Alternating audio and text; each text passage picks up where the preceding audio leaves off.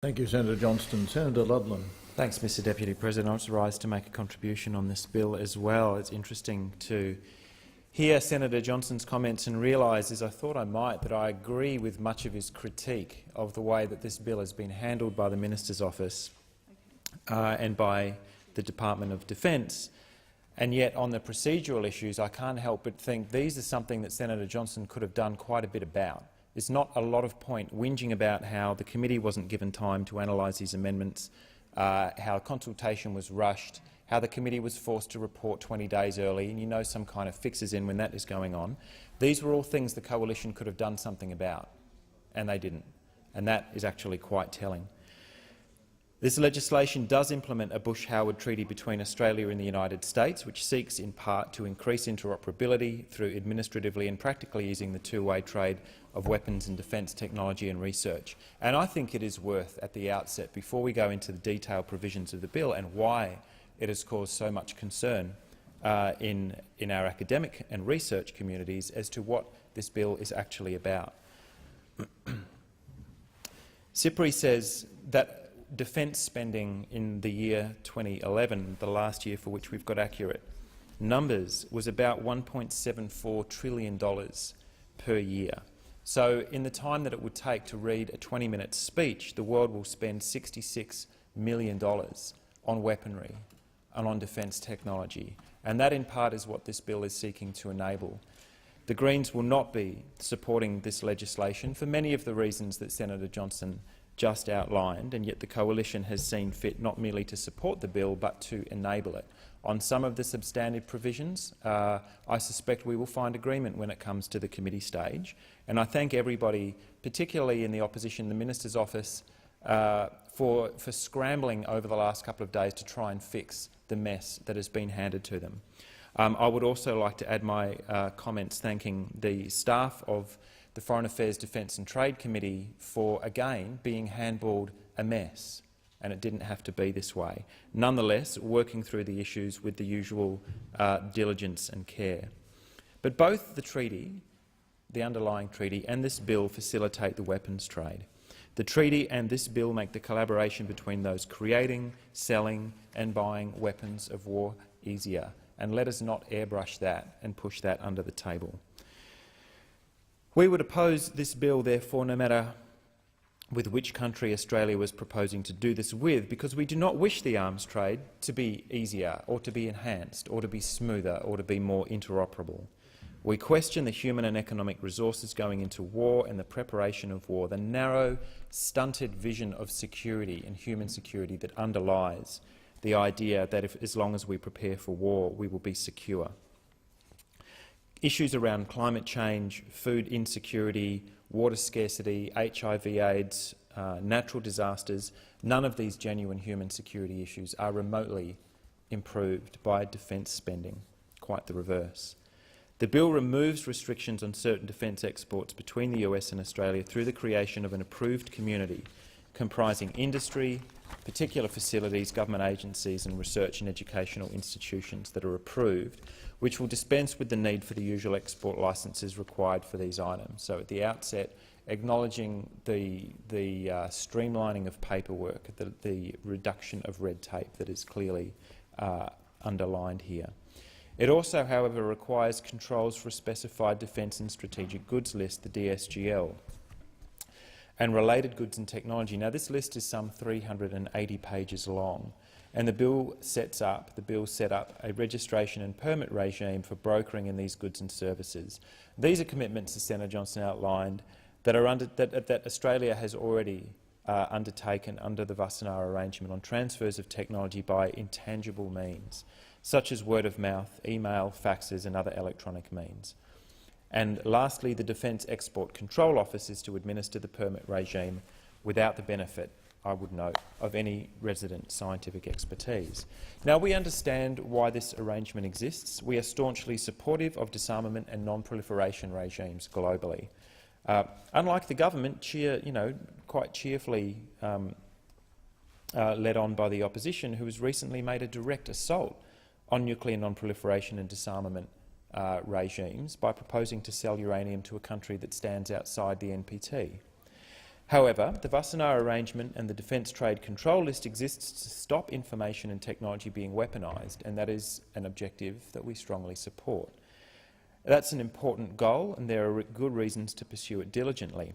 But that's precisely where this bill has faced such serious questions from our academic community, very significant academic institutions and researchers who have contacted my office. They've been in press. No doubt they've been in touch with the minister. They've been in touch with the opposition, to very clearly state that they are, while they're committed to the goal of not seeing these technologies and ideas and research concepts weaponised, that this legislation nonetheless has massive impacts and really serious implications on free research and open intellectual inquiry and publishing.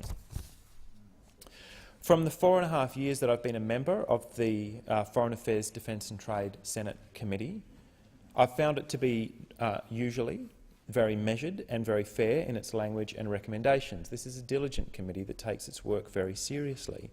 And on this bill, the committee issued 2 very strongly worded reports, in fact some of the strongest language you'll ever see in Senate committee reports, making it very clear the grievous errors in execution and in the proposition behind the bill, the oversights, the deficiencies in consultation, and some propositions effectively for buying more time, because most people believe that the bill could be fixed given time.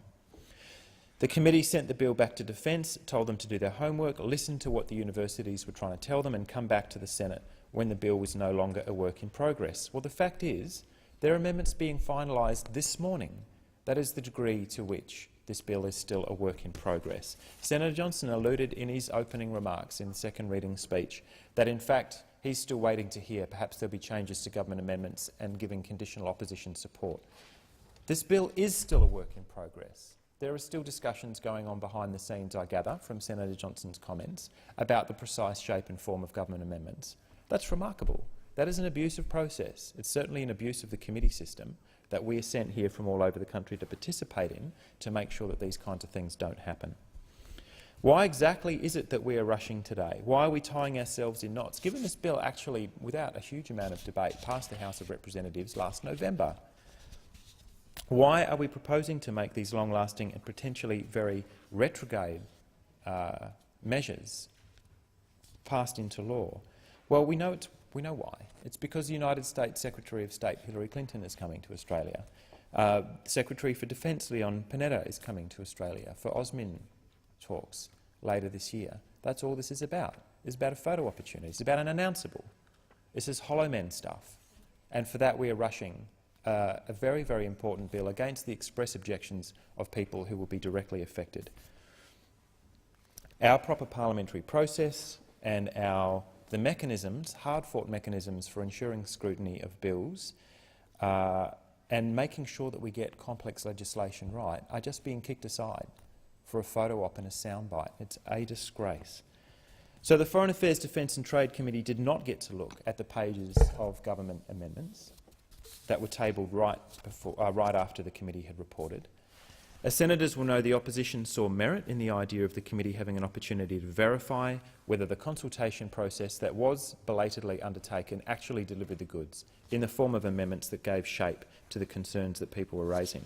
And I signed with Senator Johnston and 2 of his coalition colleagues a dissenting report outlining that very recommendation. And then 24 hours later, the coalition were nowhere to be seen. Fiery speeches, but voted with the government to ensure that that committee reference didn't get through. And I wonder whose arm got twisted and by whom overnight, between that decision being turned from black to white. I think I can guess. The facts are these. Academics emphasise their understanding that there are national security questions that arise with some research, and that's not controversial. Academics have also worked hard during the roundtable discussions to explain their concerns clearly and to achieve a set of agreements and a transition process to test the regime. They did this without being able to see the proposed changes in law. The people participating in those roundtables were working in the dark. The academics who are in the public debate remain very concerned that they are being subjected to a broader and more stringent and onerous regime than their counterparts in the United States, and they have provided legal advice to substantiate this claim. The universities are seeking exclusions from the regime for low-risk research and are seeking equivalence with the United States counterparts. You would have thought that was not too much to ask. The universities are also very considered that the relationship between executive government and Australian universities as independent educational and research institutions is being directly compromised with this bill. Particularly an entirely new aspect that was thrown on the table to do with publication. So some of the amendments may have made things worse, and we'll have to shoot that out in the committee stage this afternoon because the Foreign Affairs, Defence and Trade Committee was not able to make that assessment itself. Not only have we not had time to test the government amendments, but the report for the bill was brought forward by 20 days. The Vice-Chancellor of Sydney University stated it this way in a recent piece in the Melbourne Age. New controls, she said, on intangible transfers mean research activities that could result in the communication of information regarding the development, use or production of a broad range of technologies used in ordinary research would require review by and permission from the Department of Defence. The bill could even criminalise publication of data or information relating to these technologies. That's what we're up against here. That's why people are shouting so loud. The criminalisation of research and having to tug on the sleeve of the Minister for Defence before you can publish your research. We do not believe, the government clearly does, although they appear to still be scrambling for precise forms of words, but we do not believe that the amendments or the parent bill craft these exclusions or these offences anywhere nearly tightly enough.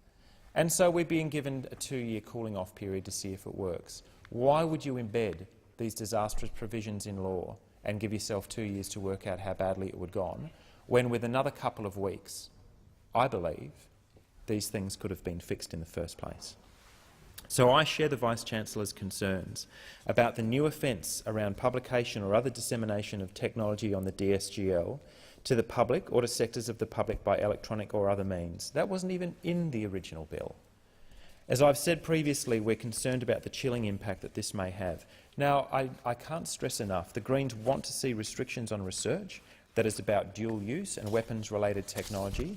And again, I stress that the academics that we deal with, that we have come into contact with in the course of this bill, want that as well. Things like Silex, for example, which was cheerled by the Australian government, laser enrichment technology for uranium, clearly dual use, the very definition of dual use. That's the kind of technology that we're talking about here. But it is entirely likely that some of the agreed outcomes of the roundtable discussions that the committee demanded occur have not been fully implemented in the amendments or of the process, and it's been so rushed that it's actually very difficult to tell. The exclusions from the regulatory net that the sector was concerned to achieve for applied research and information that is ordinarily published and shared with the scientific community is not contained in the government's amendments. Discussions with Defence had originally led to consideration of filters to exclude lower-risk categories of research and limitation to particularly sensitive technologies of the DSGL, which we quite clearly could have lived with. But it's not clear at all why lower-risk education and research activities should at any time, be caught up in legislation such as this. The independent legal advice from the DC law firm White and Case was that the US exclusions, among other things, extended to fundamental research. It is also clear from various major university websites in the United States and advice provided to researchers at those institutions that both basic and applied research are excluded from the scope of the regime in the United States. We want to ensure that the Australian control regime is not broader in scope or more stringent than the arrangements in place for fundamental research with our colleagues at accredited institutions in the United States. So our committee describes the university's position as fair and reasonable in paragraph 216. The committee supported the view that Australian legislation should not impose heavier burdens, and that the committee suggested that the government be guided by this principle when drafting amendments to the bill. The amendments do not. The government will presumably try and make this case, but their amendments do not satisfy this basic fair and reasonable requirement, and that is why we've taken to drafting some language for consideration by the chamber. The Defence Minister wrote to the committee on the 13th of September and made several pages of undertakings. And I note that at least 5 of the commitments made by the Minister on the second page of his letter have not been satisfied by the amendments provided. The principle that all researchers operating under federal or state jurisdictions are subject to the same export control regulations are not embodied in the amendments circulated.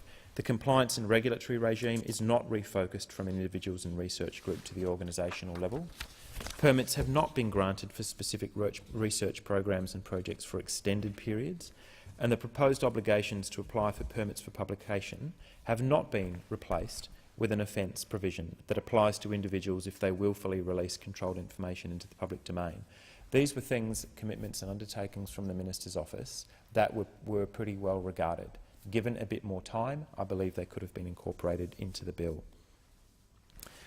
The previous provisions were drafted that supplies of restricted goods were centred on the activities of Australians with foreigners, and there is a new provision for an offence where the supplies for the provision of access to DSGL technology. And in this regard, the addendum to the explanatory memorandum continues to explain that intangible transfers of technology include, and I'll quote, a person explaining to someone overseas how to make or use controlled items, sending conference presentations overseas where the presentation content communication, controlled technology or access technology from a server or a virtual private network. The other offence provisions for controls relating to defence services has been deleted from the amendments, but it should be noted that the definition of technology as it appears in the DSGL and as defined in the amendment still includes the following: specific information necessary for the development, production or use of a product. The information takes the form of technical data or technical assistance. Now, what is needed with this bill is to proceed with enormous care to actually get an effective regime, and several matters, I believe, remain outstanding. We are effectively paving the way for a train wreck between defence and our academic institutions. And as so often happens through this place, the government won't be able to say that it wasn't warned. Having forced this consultation to take place when it was entirely neglected, we're now potentially setting in concrete something that is disputed and contested as unworkable, and it won't be much comfort to people who are still here in 2 years' time to come back and say, we told you so. So the Greens will have a series of amendments that I'll speak to in a little bit more detail in the committee stage, and we will also offer some comment on the coalition and government amendments as they're circulated. But just one final thought, that in the time that it has taken me to deliver this address to the chamber, the world spent $66 million on weapons, on arms, on research, on so-called defence and security, at complete odds and in complete defiance with the genuine security threats that the world faces in the 21st century. So it gives me no pleasure at all to be debating this bill today, when but for a little more time and some work on behalf of a committee that has applied itself, and it's good to see the chair in the chamber now, that has applied itself and attempted to apply itself with great diligence over this bill, to suddenly be kicked aside to meet a completely artificial timetable for a press conference with our US colleagues. This could have been very, very different, and it could have been a good news story. And the government has instead turned it into a shambles.